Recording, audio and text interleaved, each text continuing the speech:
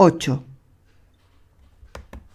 Al cabo de 48 horas, las bodegas del Ítaca estaban llenas a rebosar con más de 500.000 de toneladas de excelente petróleo. Los marineros encargados de las bombas soltaron las tuberías que nos conectaban con la estación y tras taponarlas con unas capas de hule embreado, las arrojaron al mar sujetas a unas boyas. Si en alguna ocasión había que regresar a Luba, tan solo habría que pescar aquellas boyas y conectarlas a los depósitos. Era una solución inteligente. Un leve temblor me indicó que los motores del Ítaca se habían puesto de nuevo en marcha. El petrolero levó las anclas cubiertas de un limo negro y espeso y comenzó a avanzar muy lentamente hacia alta mar.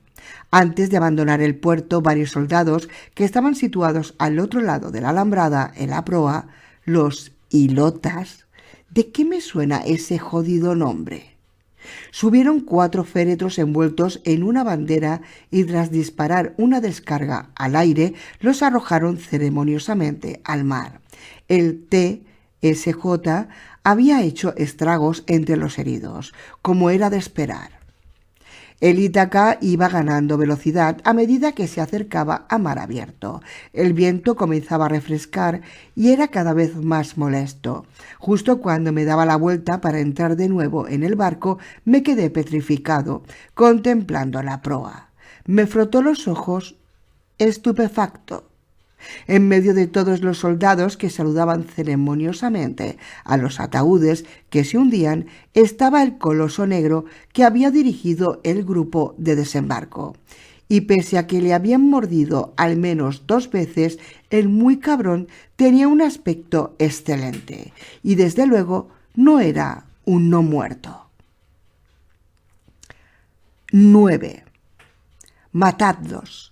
Matadlos a todos, aunque sea en el vientre de sus madres. Ilia Eretburg.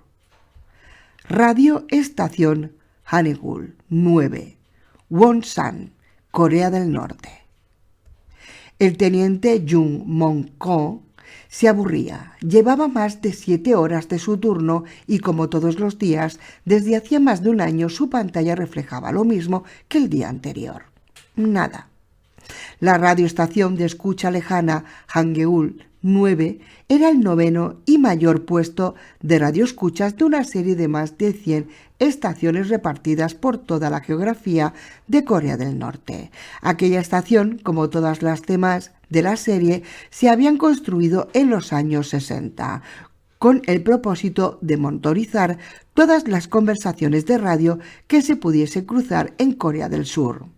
Alguien había convencido al querido líder Kim Do-sung de que sería una buena estrategia defensiva saber qué tramaban los despiadados capitalistas del sur antes de que iniciasen su ataque.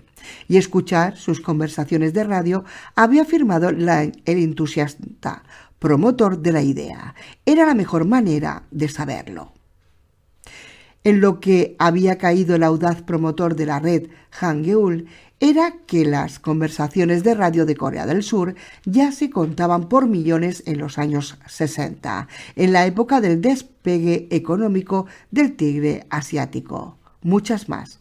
Desde luego que en el territorio Juche de Corea del Norte, donde el mero hecho de poseer una radio constituía un delito.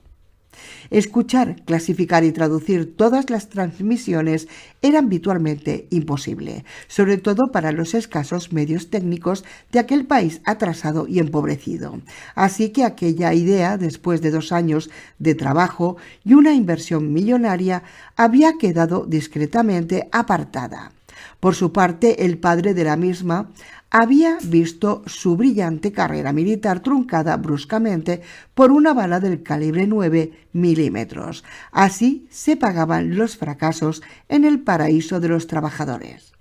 Durante más de 30 años, las estaciones habían permanecido cerradas en su mayor parte. Tan solo se mantenían operativas unas cuantas para controlar las conversaciones de la flota estadounidense que patrullaba el mar de Japón. No es que aquello fuese de mucha utilidad, por supuesto, pues la mayor parte de las conversaciones navales estaban codificadas, pero alguien había decidido que se hiciese de aquella manera y la inercia de no hacer nada sin el conocimiento del amado líder era demasiado grande. Y así habían permanecido las cosas durante décadas, hasta que llegó el apocalipsis.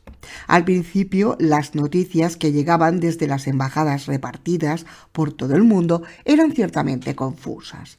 Se sabía que algún tipo de enfermedad se había desatado en Dagestán y que se estaba propagando a la velocidad del fuego por medio mundo, pero no estaba claro de qué se trataba.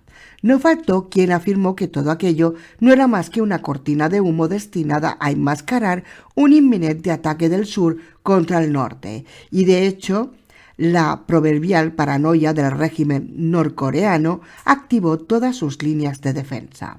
El nivel de alerta del ejército popular fue elevado al máximo y las ya de por sí cerradas fronteras del país se clausuraron a cal y canto, y aquella neurosis, por ridículo que parezca, fue lo que salvó a Corea del Norte. Cuando la pandemia estuvo totalmente fuera de control, Corea del Norte ya estaba atrincherada, como lo había estado durante los últimos 50 años. Al principio las noticias del exterior tan solo llegaban a través de las embajadas, pero pronto éstas fueron cayendo en su hermético silencio, a medida que la pandemia iba golpeando un país tras otro. Los últimos mensajes, en todos los casos, habían sido solicitudes urgentes de evacuación de a casa, pero fueron sistemáticamente desoídas. Para aquel entonces ya estaba claro que el TSJ era altamente infeccioso y, lo que era aún peor, que sus consecuencias eran devastadoras. En el momento en que finalmente el TSJ llegó a Corea del Sur, el caos se extendió por el país vecino en el plazo de 3 semanas. Seúl se transformó en una ciudad maldita en apenas 5 días y el resto de las urbes no corrieron mejor suerte. Los soldados y marines de las bases americanas, siguiendo un plan prefijado, trataron de abrirse camino hasta el mar por medio de una caravana blindada, que tuvo que abrirse paso a hierro y fuego a cada kilómetro. Sin embargo, en algún punto entre Seúl y el puerto de Ulsan, la caravana desapareció como si se la hubiese tragado la tierra.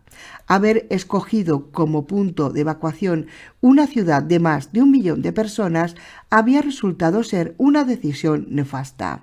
Ni uno solo de los más de 50.000 soldados americanos desplazados en Corea del Sur sobrevivió. A medida que las oleadas de refugiados huían hacia la frontera en el norte, la situación se fue volviendo más desesperada. El Politburó, tras una corta reunión, decidió con frialdad que todos aquellos ciudadanos del sur no tenían derecho a disfrutar de la seguridad que brindaba Corea del Norte, así que las fronteras simplemente permanecieron cerradas. Ya antes del apocalipsis, la línea que separaba las dos Coreas era posiblemente uno de los lugares más herméticos y férreamente defendidos de todo el mundo. La Guerra de Corea, que había terminado en 1953, aunque en ningún momento se había firmado la paz, por lo que técnicamente los dos países seguían enfrentados, había dejado la península coreana partida en dos. A lo largo del paralelo 38, aproximadamente, corría la zona desmilitarizada, una franja de tierra de 238 kilómetros de largo y 4 kilómetros de ancho que separaba los dos países. A lo largo de esa línea, y pese a su nombre, existían miles de muros, alambradas, campos de minas, búnkeres y posiciones defensivas que hacían prácticamente imposible que nadie pudiese cruzarla. Así que cuando cientos de miles de civiles aterrorizados se plantaron en las fronteras, se encontraron las puertas cerradas. Un buen ejemplo fue lo que sucedió en el área de seguridad compartida de Panmunjom, posiblemente uno de los sitios más fotografiados de toda Corea. Más de 90.000 personas se congregaron allí en poco más de 24 horas, luchando por escapar del infierno, y enseguida trataron de negociar su pase. pero solo obtuvieron silencio. Poco a poco la multitud se fue saltando, pero unos civiles desarmados y asustados no eran rival para unidades militares perfectamente equipadas y organizadas. Las amenazas del principio se fueron transformando en ruegos a medida que pasaban las horas. Pero lo único que obtuvieron a cambio fue el silencio más absoluto y atroz. Los soldados del norte, agazapados en sus posiciones, callaban y esperaban. Hasta los altavoces de propaganda, que habían estado radiando publicidad de manera obsesiva durante 50 años, estaban en silencio. Finalmente, una noche llegaron los primeros no muertos. El caos se desató y la multitud se lanzó contra la frontera, huyendo en la oscuridad de las sombras ensangrentadas que literalmente arrancaban a familias enteras de los coches donde se habían refugiado para protegerse del frío de la noche. Entonces los soldados comenzaron a disparar. A la mañana siguiente, miles de cadáveres se apilaban entre las ruinas del área de seguridad compartida. La única manera de distinguir a los que habían sido civiles de los no muertos era porque estos últimos tenían sin excepción al menos un balazo en la cabeza. Y al fondo, fuera del alcance de las ametralladoras, docenas de miles de no muertos se balanceaban en trance, dando los primeros pasos de su no vida. Ni una sola persona, viva o muerta, consiguió cruzar la línea en aquellos días. Las defensas, preparadas para el asalto de un ejército, eran demasiado potentes, incluso para una marea de no muertos. Durante unas cuantas semanas, grupos errantes de no muertos se acercaron hasta la línea, pero o bien caían en campos de minas o se enganchaban en las alambradas o eran abatidos desde los nidos de ametralladoras.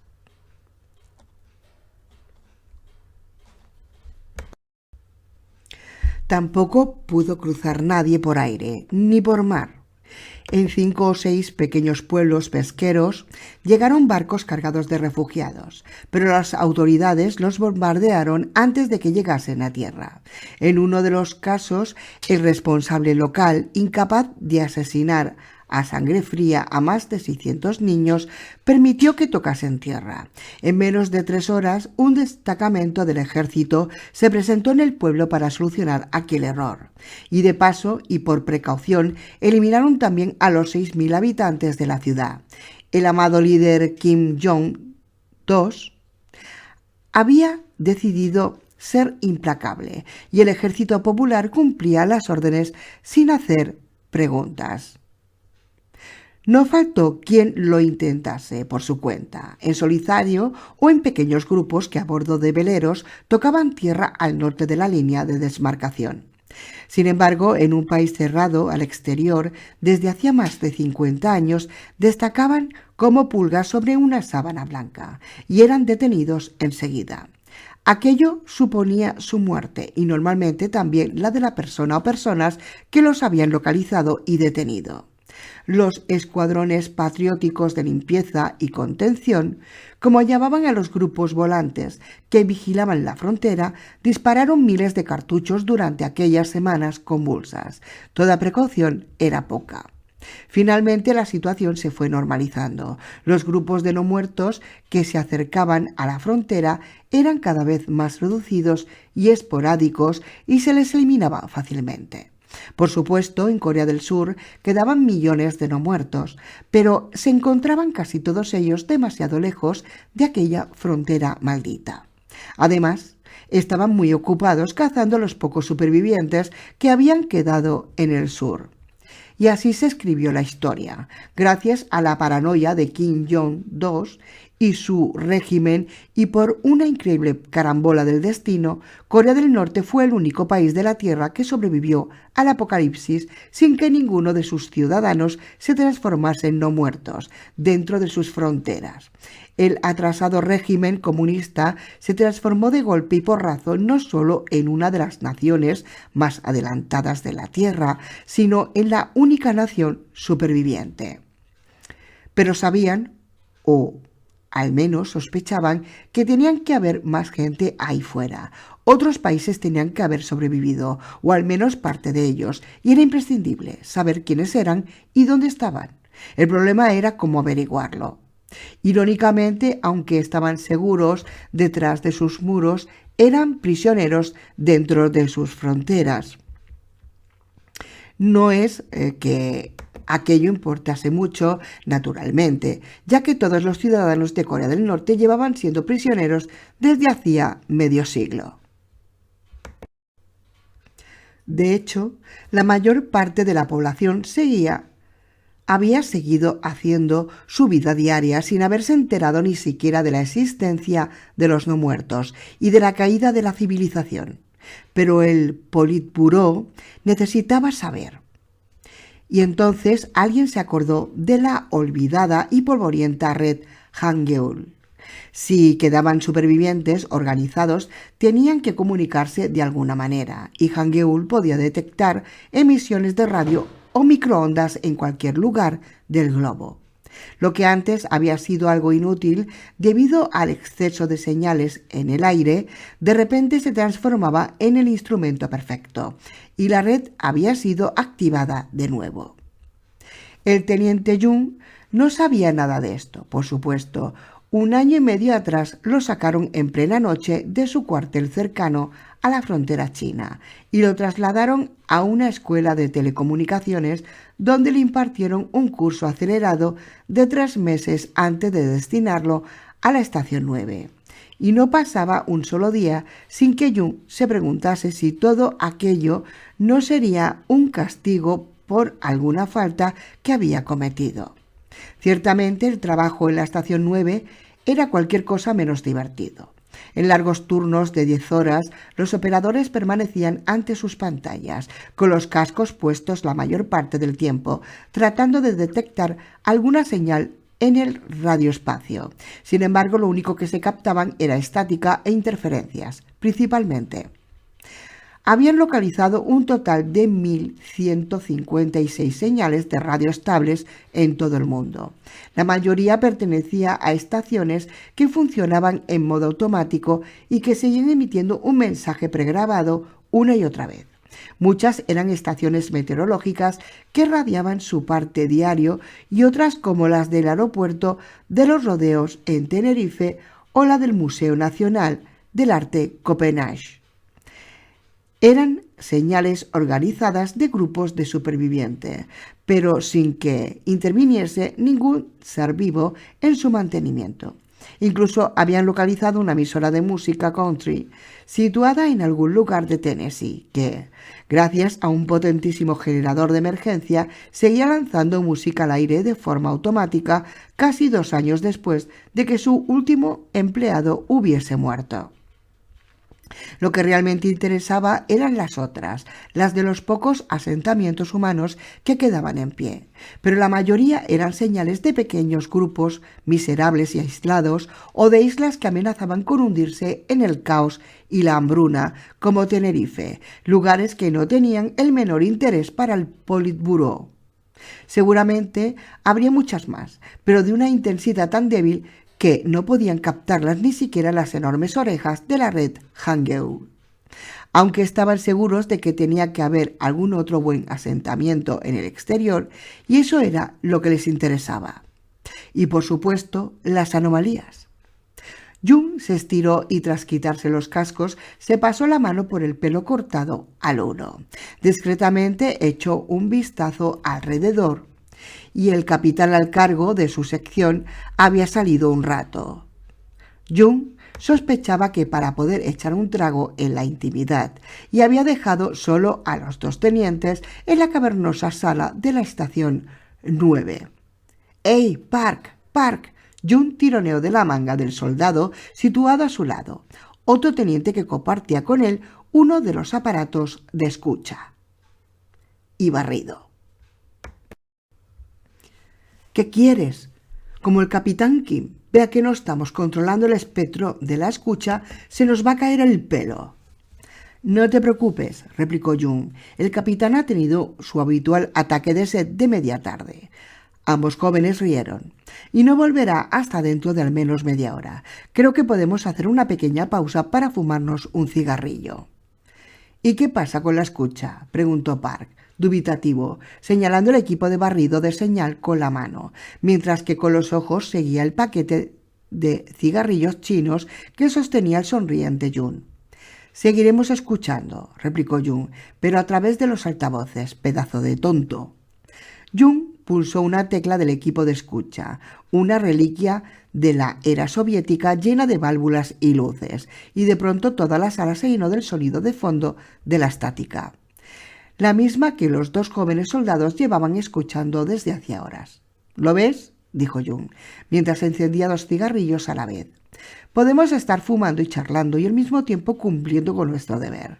Es sencillo, si sabes organizarte». «¿Cómo nos pille el capitán?» Park seguía quejándose, pero la posibilidad de fumarse un cigarrillo era demasiado tentadora para decir que no. De un tiempo a esta parte resultaba cada vez más difícil conseguir tabaco, y nadie sabía explicar muy bien por qué. Tan solo se podían encontrar marcas nacionales rasposas y de sabor apestoso. Corea del Norte mantenía relaciones comerciales con poquísimas naciones, y China era una de ellas. Los cigarrillos chinos, mucho mejores, eran una auténtica rareza y se pagaban a precio de oro en el mercado negro. Eso no era un problema para Jun, cuyo padre era un cargo intermedio de cierta importancia. «¿De dónde has sacado ese paquete?», preguntó Park con los ojos brillantes. «Es un regalo de mi padre, pero el viejo debe de estar volviéndose un roñoso, porque me ha dicho que lo estira al máximo, que no sabe cuándo podrá conseguir más». Hizo un gesto desdeñoso mientras exhalaba una bocanada de humo. Como si resultase tan complicado para él ir a China y volver con unos cuantos cartones. Park se quedó mirando el paquete en silencio, mientras disfrutaba del humo del cigarrillo. Una parte de su mente se preguntaba por cuántas provisiones podría cambiar aquel paquete en el mercado negro, y si se las podía arreglar para enviárselas a sus padres, unos pobres campesinos del oeste del país. El problema era que Jun no se lo daría jamás. Su compañero era un buen chico, pero de una familia del partido, y no podía entender las privaciones y el hambre que podía pasar una simple familia de campesinos. «¿Hace mucho que tu padre no viaja a China?», preguntó. «Pues vaya, ahora que lo comentas, antes iba cada 3 o 4 meses, pero creo que no va desde... ¡Caray! Desde hace un montón. No me había parado a pensarlo. Es extraño». «No es lo único que es extraño», dijo Park, tras un instante de silencio. «¿No te has parado a pensar en lo extraño de nuestro trabajo? Quiero decir, ¿qué hacemos aquí? ¿Escuchando a todas horas la nada?» «Pues hombre, lo que nos dijeron en el curso», contestó Jun, dibujando un gesto vago en el aire. «Capturamos las señales de los imperialistas para poder golpearles con contundencia en el momento que...» «¿Señales?», le interrumpió Park. «¿Qué señales? Llevamos aquí 7 meses y todo lo que hemos captado son esas estúpidas y sobre todo esa estúpida emisora de música yankee. Por lo demás, nada. Sé que es una idiotez, pero es como si no quedase nadie fuera vivo ahí». «Lo dices para asustarme». Jun abrió mucho los ojos mientras daba una profunda calada a su cigarrillo. «Lo digo totalmente en serio», contestó Park. «Todo esto es muy extraño. Creo que estamos solos, Jun. Creo que se ha muerto todo el mundo y que únicamente quedamos nosotros». Jun se dijo mentalmente que era la última vez que compartía un cigarrillo con aquel cenizo de Park. Las cosas que decía eran realmente extrañas y además le estaba asustando. Quizá lo que le hacía falta era un poco más de ortodoxia. «Junche, ¿sabes una cosa?», comenzó a decir. «Creo que lo que te pasa es que...» Pero Jun no pudo continuar, porque en ese momento los altavoces de la radioestación de escucha Hangeul 9 comenzaron a sonar a todo volumen. «Aquí Ítaca, llamando a Gulpor, aquí Ítaca, llamando a Gulpor, la operación ha sido un éxito, volvemos a casa». Interferencia. «Con 500.000 de toneladas de petróleo. Gulpor, respondan, cambio, aquí Ítaca, llamando a...». La puerta de la sala se abrió de golpe y el capitán Kim entró a toda velocidad, con los ojos desorbitados, tan asombrado por la señal de radio que ni siquiera fue consciente de la indisciplina de sus subordinados, de pie al lado de sus puestos y con un cigarrillo en la mano. Kim era capitán, entre otras cosas por sus nociones básicas de inglés, el idioma de los malditos imperialistas. Entre las interferencias había oído perfectamente la palabra petróleo y sabía lo que tenía que hacer. «Grabad la señal», ordenó a sus hombres. «Esto tiene que oírlo alguien de arriba».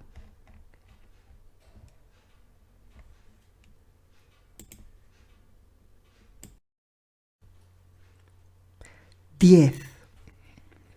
2 horas más tarde, un coche oficial recorría las calles desiertas de Pyongyang, la capital de Corea del Norte. Sentado en el asiento trasero, el coronel Hong Jae-chol miraba distraídamente a través de la ventanilla, mientras el vehículo le llevaba a toda velocidad hacia el Ministerio de Defensa. Pyongyang se extendía a su alrededor, como siempre, grandiosa, hermosa y triste. Su vehículo cruzaba en ese momento uno de los puentes sobre el río Taedong, por el carril reservado a los vehículos del partido. Aquello era de todo punto innecesario, porque no se habían cruzado con más de media docena de coches y camiones en todo el trayecto. Nadie tenía vehículo particular en Corea del Norte. Al pasar por debajo de la sombra del absurdo triángulo truncado del hotel, Ryu Ugi-won se fijó que la poca gente con la que se cruzaban tenía un aspecto más desolado de lo habitual. En un callejón le pareció ver fugazmente a 2 personas revolviendo en un cubo de basura. Hong sabía que las hambrunas habían estado azotando el país desde los años 90, pero nunca hasta entonces había visto que los habitantes de la capital, funcionarios del partido en su mayor parte, pasasen privaciones. Aquellas señales ciertamente no eran buenas. El coronel Hong pertenecía al reducido y exclusivo grupo de oficiales coreanos que sabía que el apocalipsis se había desatado sobre la faz de la tierra.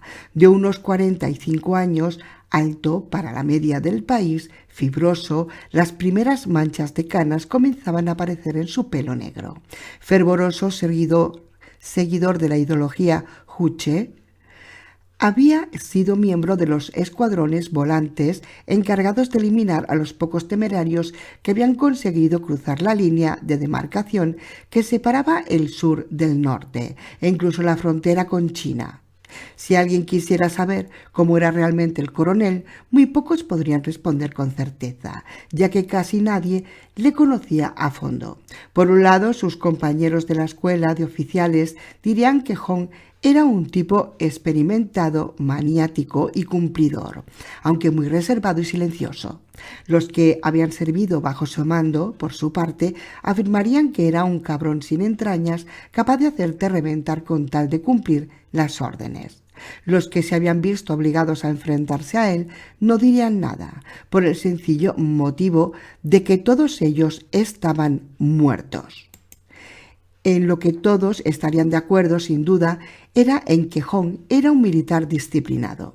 Si le mandasen saltar de una ventana del último piso del Ministerio de Defensa, lo haría sin preguntarlo 2 veces y con una expresión imperturbable en la cara.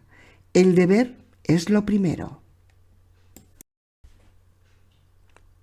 El coche se detuvo delante de la puerta del ministerio y un ayudante se apresuró a abrirle la puerta. Hong salió del coche y se estiró. Aún no hacía demasiado frío, pero las nieves del invierno pronto se dejarían ver. En poco más de 5 semanas tendría que cambiar el ligero capote de verano que llevaba por el equipo de invierno. Se preguntaba qué efecto tendría el frío extremo en las criaturas del otro lado de la frontera. El año anterior no apareció afectarles demasiado, pero después de los cambios que habían visto entre ellos ese verano, quizá... Coronel Hong, un comandante cubierto con la enorme gorra de plato reglamentaria del Ejército Popular, se cuadró ante él. Ese soy yo, musitó Hong. Era un hombre de pocas palabras y además, de manera inconsciente, miraba a la gente prácticamente sin parpadear. Tiene ojos de muerto, decía él a sus espaldas. Su mirada carente de emoción solía poner muy nerviosos a sus interlocutores y aquel pobre comandante no fue una excepción. Por favor, señor, sígame, tartamudeó nervioso. Le están esperando en el despacho del ministro. El ministro en persona. Aquello era nuevo. Hong se desembarazó de la gorra y el capote al entrar en el edificio, mientras se preguntaba por qué motivo le habían llamado allí. No había vuelto a la capital desde que su grupo de asalto había terminado las tareas de limpieza en la zona sur del mar de Japón. Había sido una tarea sucia, pero necesaria. Lo peor, con diferencia, lo de aquellos 600 niños. Pero, ¿qué se le iba a hacer?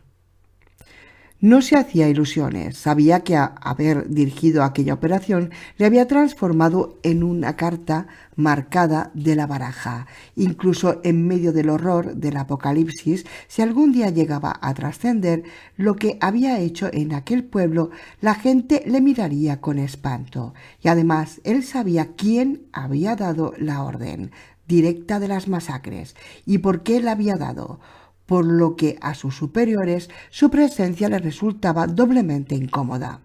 Así que cuando, tras unos meses de silencio y abandono en un campamento aislado, le habían llamado aquella mañana, se imaginó que algo gordo iba a pasar. Hong no estaba seguro, pues no era un hombre demasiado imaginativo, pero suponía que al acabar el día tendría o bien una medalla o bien un balazo en la nuca. Se sorprendió a sí mismo al darse cuenta de que cualquiera de las dos posibilidades le resultaba indiferente. «Espere aquí, por favor, enseguida vengo a buscarle». El edecán le dejó solo en la sala y se alejó hacia el despacho del ministro. Hong miró por la ventana, ausente. La ciudad, gris, semivacía y con el inconfundible toque arquitectónico del bloque del este, se extendía hasta el horizonte. Trató de imaginarse cómo sería caminar a través de una Pyongyang llena de aquellos no muertos, pero no pudo. Definitivamente Hong era un hombre con poca, pero que muy poca, imaginación.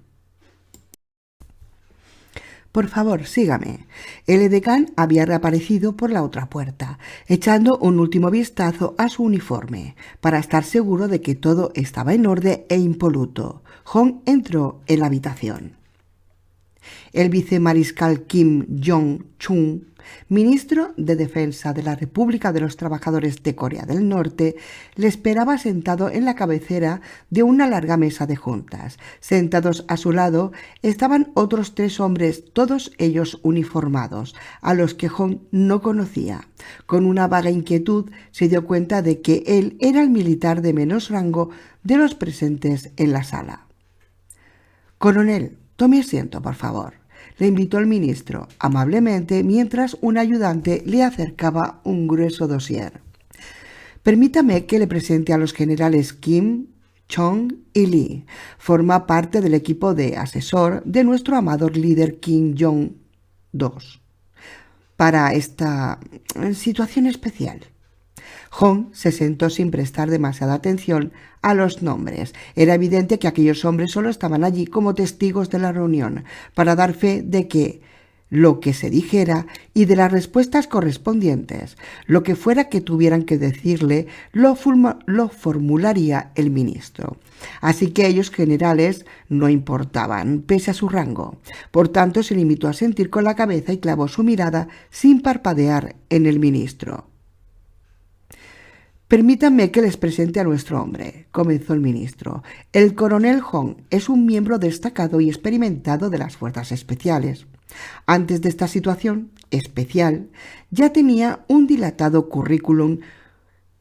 Tomó parte en 3 incursiones al sur de la línea de demarcación y en otra en las costas de Japón, y en todas sus misiones se ha desempeñado con auténtico espíritu revolucionario. Sinceramente, creo que es la persona indicada para este delicado asunto que...». Hong Se dejó llevar por sus pensamientos. Qué bonito sonaba todo aquello, dicho alrededor de una mesa, en un confortable despacho. Lo cierto era que cada una de aquellas incursiones fuera de las fronteras había sido un infierno regado con sangre.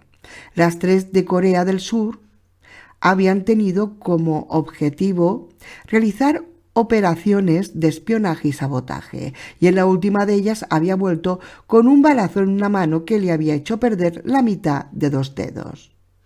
Aquella herida todavía le dolía de vez en cuando. La misión de Japón había sido mucho más sucia y oscura.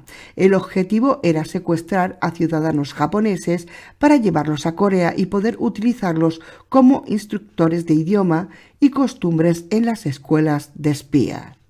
Aquella misión casi había acabado en fiasco. De los 6 individuos capturados, 3 hombres y 3 mujeres, según las órdenes, solo había podido llevarse consigo a los hombres. Una de las mujeres había empezado a gimotear cuando una patrulla japonesa pasaba por muy cerca y se había visto obligado a estrangularla con sus propias manos. Las otras 2 se habían puesto algo nerviosas al ver aquello, así que las habían degollado limpiamente para evitar problemas. Y aunque él no lo sabía, no había parpadeado ni una sola vez mientras hacía todo aquello. El deber es lo primero. Y esto nos lleva a la situación actual y a lo que nos ha reunido hoy, a todos aquí, concluyó el ministro, mientras abría el dossier que le habían colocado. Ahí vamos, pensó Hong. Hoy, a las 3:30 de la tarde, hora local, la red de detección de señales Hangul ha captado una señal de radio de 2 minutos y 20 segundos de duración. La señal, que ha repetido el mismo mensaje varias veces, fue transmitida en inglés. Tienen ustedes una transcripción completa de la misma en su copia del informe.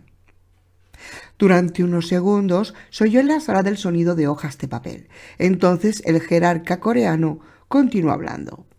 La señal provenía de un punto situado a pocas millas de la costa africana. La emitía un barco estadounidense. ¿Militar?, preguntó alarmado uno de los generales. No, el barco es civil, un petrolero, por el contenido de la señal. ¿Cabe la posibilidad de que vaya escoltado?, preguntó otro de los generales que por su edad tenía aspecto de haber luchado en la Edad Media, por lo menos. No lo sabemos. Pero tampoco es importante, respondió el ministro pasando la hoja. Está demasiado lejos para que lo alcance cualquier barco de la Marina Popular y además tampoco habría tiempo para interceptarlo. ¿Y por qué querríamos interceptarlo?, preguntó Hong cautelosamente. Era la primera vez que hablaba desde que se había iniciado la reunión y todas las miradas se volvieron hacia él. Al cabo de un segundo, sin embargo, se desviaron. Los ojos carentes de vida del coronel eran demasiado inhóspitos para mirarlos durante mucho rato. El ministro emitió un carraspeo incómodo, mientras miraba alternativamente a todos y cada uno de los generales. El más anciano de todos asintió levemente con la cabeza. El ministro Kim hizo acopio de valor y miró directamente a los ojos de Hong. Coronel, la situación es complicada. Pese a los sabios y siempre atinados consejos de nuestro amado líder, estamos llegando a un punto crítico. El desencantamiento del apocalipsis nos ha afectado mucho menos que a todos los decadentes imperialistas de alrededor, incluidos nuestros vecinos del sur. Gracias a las sabias medidas de Kim Jong-il, ni uno solo de esos monstruos ha traspasado nuestras fronteras y la enfermedad no se ha extendido en Corea del Norte. En ese sentido, estamos a salvo. La misma verborrea de siempre, pero ni una palabra del auténtico problema. Una manera muy burocrática de taparse el culo, pensó Hong, que decidió ser más directo. ¿Y cuál es el problema entonces?, preguntó Hong. que, desgraciadamente, no estamos solos en el mundo, pese a que nuestra política oficial ha sido la autarquía durante todos estos años, quiero decir, fabricar nosotros mismos todos nuestros productos de consumo y explotar únicamente nuestros propios recursos. Hay determinadas cosas de las que, sin embargo, y pese a todos nuestros esfuerzos, aún estamos lejos de tener un autoabastecimiento completo. John cruzó las manos sobre la mesa, lentamente. Era un secreto a voces que el sistema fallaba y que las carencias eran gigantescas. Corea del Norte era un país eminentemente rural desde hacía décadas y cuando se sucedían varios años de malas cosechas, las hambrunas eran espantosas.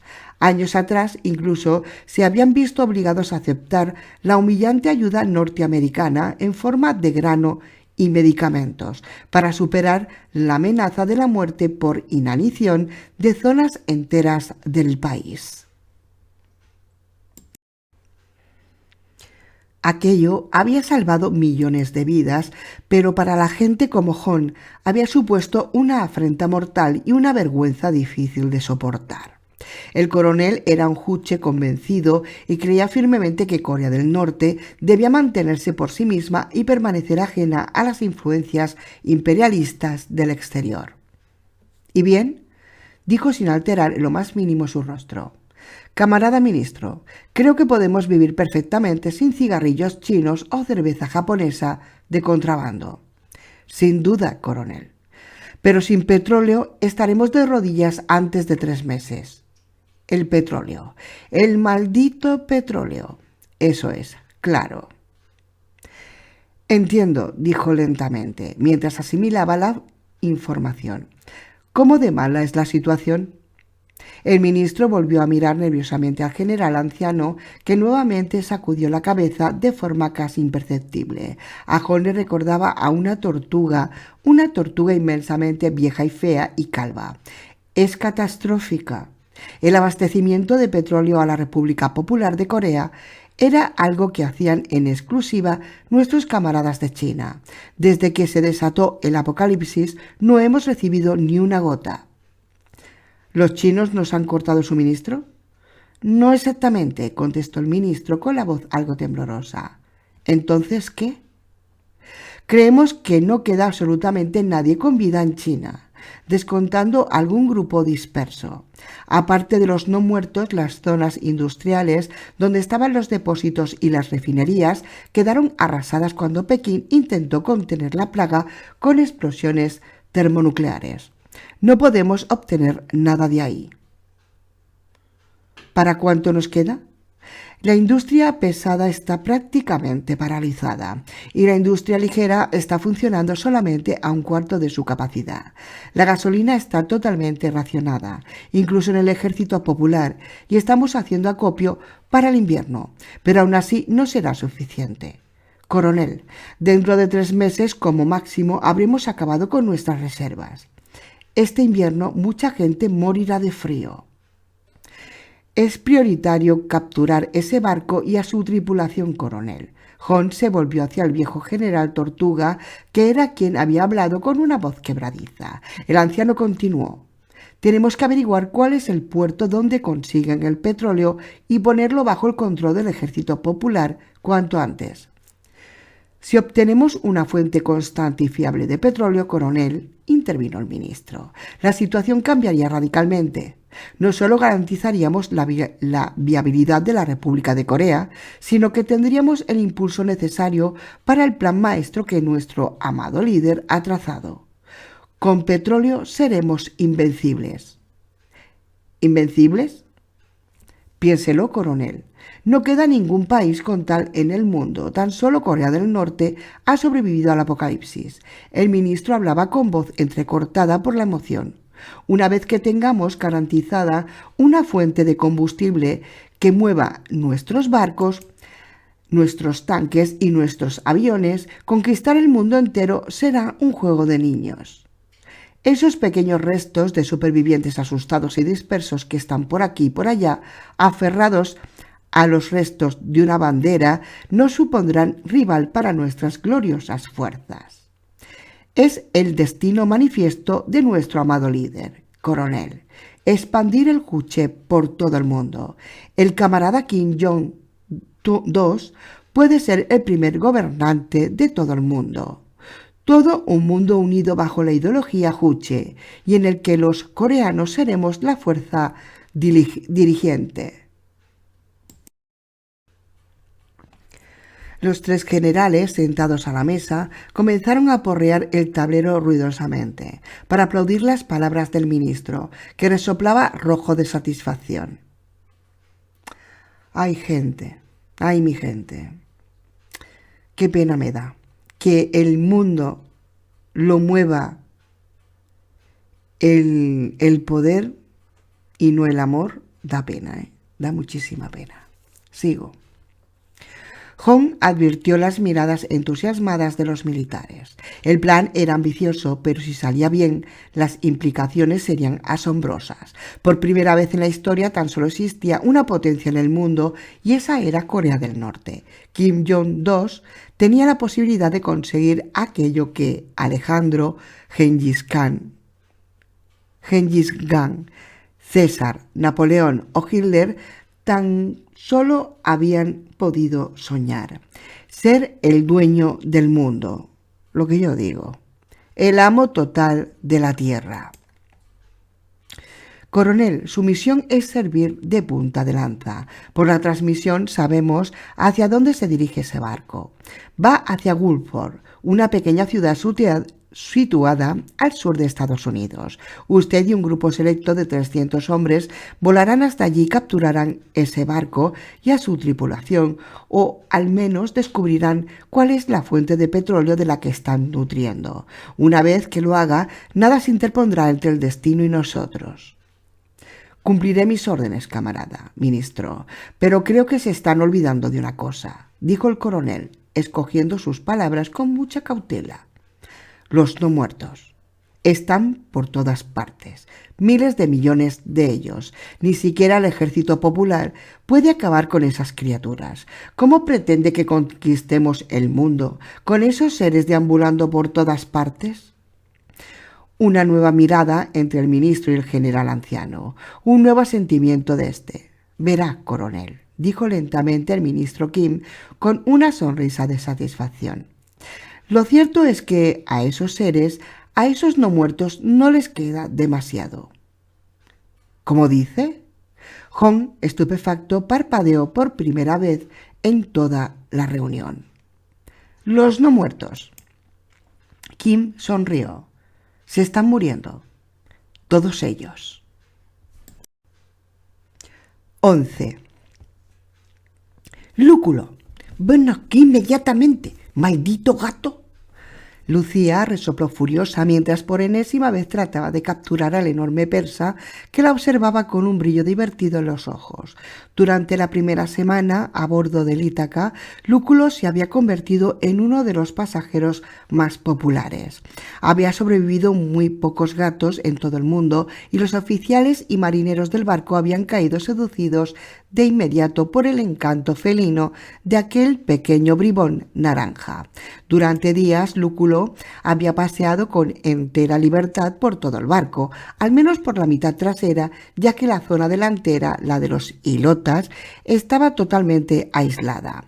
Hasta que, 3 días atrás, Enzo lo había sorprendido dentro del camarote del capitán, acostado sobre su chaqueta de gala, después de una larga excursión por la sala de máquinas que había dejado su lustroso pelo naranja cubierto de una gruesa y pegajosa capa de aceite de motor. Ni qué decir tiene que una generosa cantidad de ese aceite había impregnado profundamente la chaqueta, algo que no había gustado demasiado a Enzo, ni a Birli, naturalmente. Desde ese día, y por orden directa de un enfadado Birli, Lúculo tenía restringidos sus movimientos y Lucía tenía que velar por su cumplimiento. Y todo había ido bien hasta hacía apenas 10 minutos. «Vamos, Lúculo». Lucía lo intentó de nuevo, esta vez con zalamerías. Sacó de su bolsillo una barrita de carne y la agitó tentadoramente de forma que el gato la viese. Ven conmigo, bonito. Vamos. Lúculo, por supuesto, hizo lo que haría todo gato ante una oferta como esa. Se giró de un salto y tras trotar unos metros por la cubierta se encaramó sobre un ojo de buey, fuera del alcance de Lucía. Definitivamente aquel juego era genial. Se lo estaba pasando en grande. Lucía suspiró, desalentada. La tarde se había encapotado y todo apuntaba a que iba a empezar a llover en cualquier momento. Lo último que le apetecía era estar correteando por la cubierta detrás del gato cuando empezase a diluviar. «Venga, Lúculo, sé bueno, anda». Mientras decía esto, se fue acercando lentamente a Gato Persa, pero cada vez que lo hacía, Lúculo simplemente se alejaba unos metros y la esperaba, travieso. Lucía nunca había tenido un gato y no sabía que cuando uno de esos pequeños felinos no quiere ser atrapado, es imposible hacerlo. Si simplemente hubiese fingido desinterés y se hubiese marchado, Lúculo habría salido trotando detrás de ella, pero Lucía desconocía ese extremo, así que lentamente fue cruzando toda la longitud del barco detrás del pequeño animal naranja hasta que finalmente llegó a la alambrada de proa. «Ya te tengo, puñetero», murmuró Lucía, al arrinconar a Lúculo contra la alambrada. El gato, al darse cuenta de que el juego había acabado, se revolvió de un lado a otro, intentando de forma desesperada encontrar una salida. Entonces, entre dos apretados rollos de alambre de espino, vio un agujero. No era demasiado grande. Tan solo tenía el tamaño justo para que un gato con algo de sobrepeso pudiese colarse por él. Pero aquel día estaba resultando el más divertido en mucho tiempo.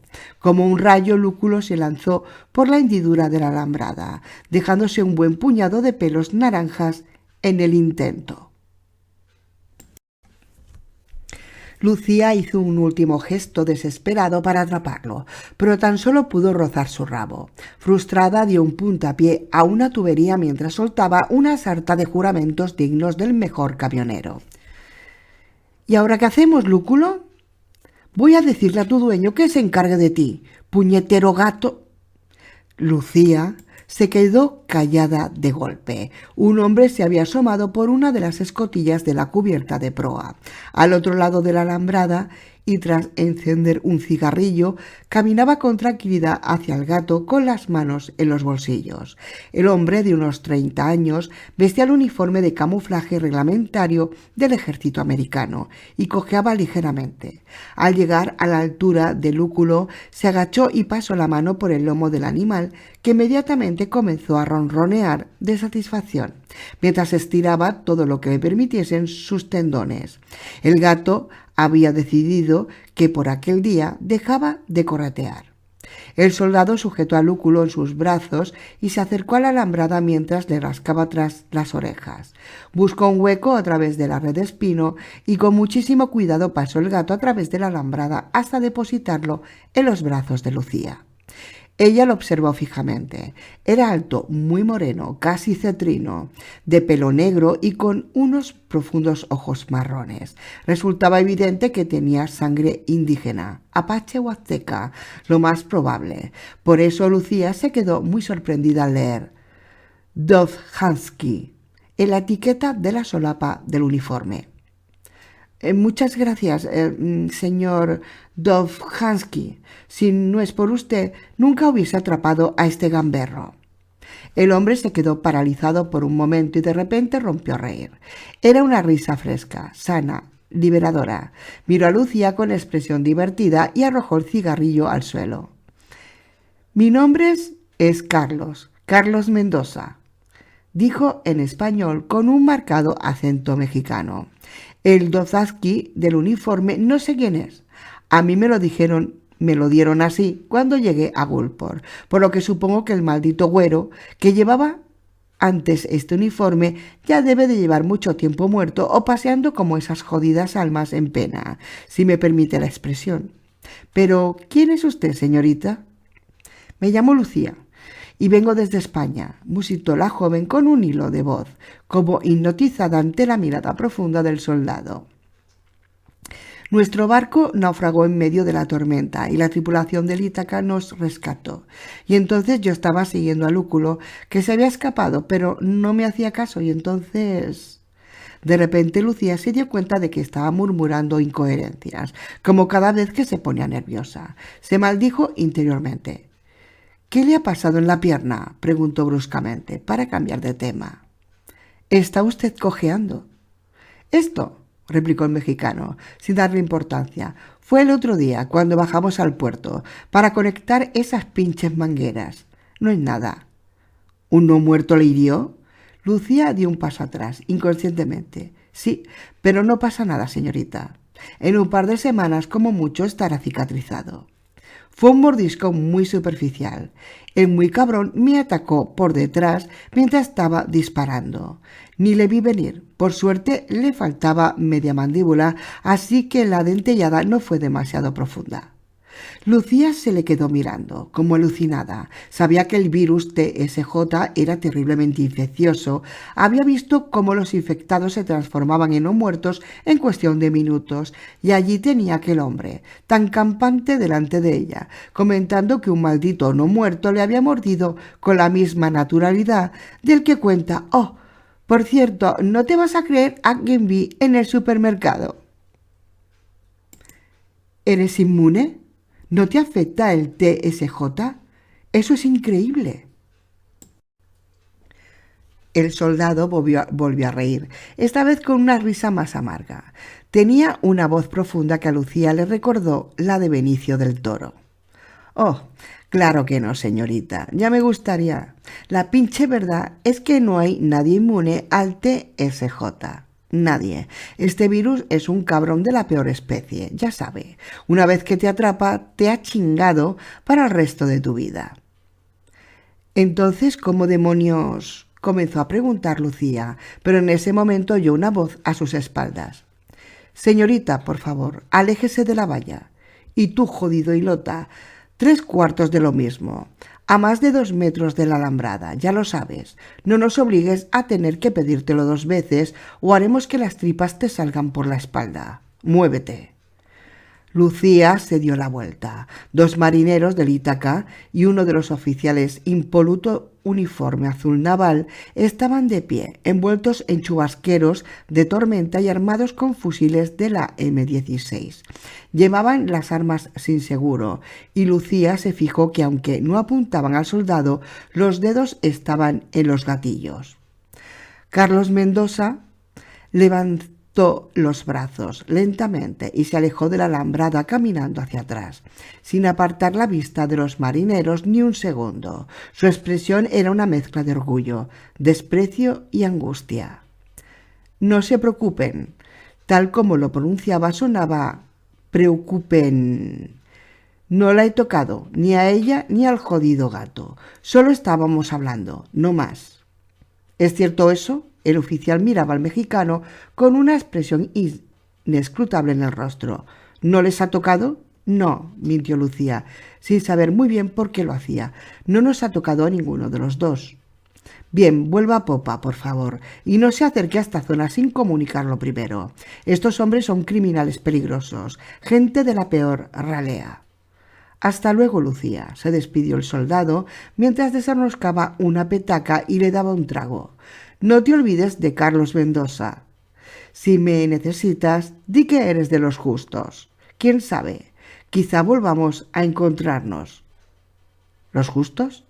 ¿De qué me estás?». Pero el hombre ya se había dado la vuelta y se introducía de nuevo en las entrañas del barco. Lucía se volvió lentamente a popa, acariciando a Lúculo, mientras los primeros goterones de la tormenta caían sobre la cubierta con un sonido sordo contra el metal caliente. Su cabeza era un torbellino. Una parte de su mente trabajaba a toda velocidad, pensando en la extraña conversación que acababa de tener. Aquel hombre no era inmune, pero sin embargo el virus no parecía afectarle. Aquello no tenía ningún sentido. Había visto cómo lanzaban al mar a varios de los soldados heridos después de una sencilla ceremonia. El TSJ los había matado. Y sin embargo aquel hombre y el gigantón negro del brazo tatuado seguían paseándose por allí, como si tal cosa, pese a haber sido infectados. Al menos aparentemente, claro. Por otro lado, era capaz de borrar de su mente la sonrisa descarada de aquel hombre y el brillo desafiante de sus ojos, y cuanto más pensaba en ellos, más atractivos le resultaban. Uy, uy, uy, aquí hay tema.